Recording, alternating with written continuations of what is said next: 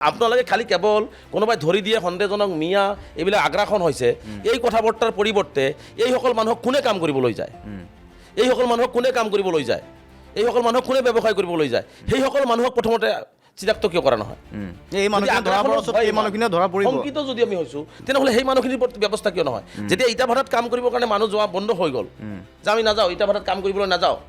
তেতিয়াতো সংবাদমেল পতা হ'ল উজনি অসমত যে ইটা ভাটাত কাম কৰিব লাগে আকৌ ইটা ভাটাত কাম কৰিব গ'লে বেয়া কাম যোনে কৰে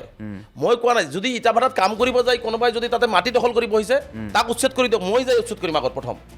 যে তুমি কিয় মাটিত বহিছা কিন্তু কাম কৰাত বাধা দিব নালাগে কাম চাওক এই যে কালি মাজুলীত লৈ গ'ল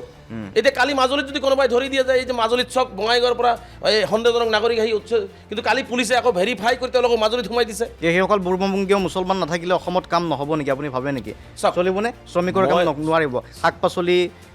উৎপাদনৰ পৰা আৰম্ভ কৰি মিস্ত্ৰীৰ কাম এইবিলাক কাম আৰু নচলিব নোৱাৰিব চাওক, কোনো মই এইটো কথা ক'বলৈ নাযাওঁ যে কোনোবাই থাকিলে কোনোবাই নাথাকিলে কাম নচলিব আপুনি বা মই অসমত নাথাকিলে অসমখন চলি থাকিব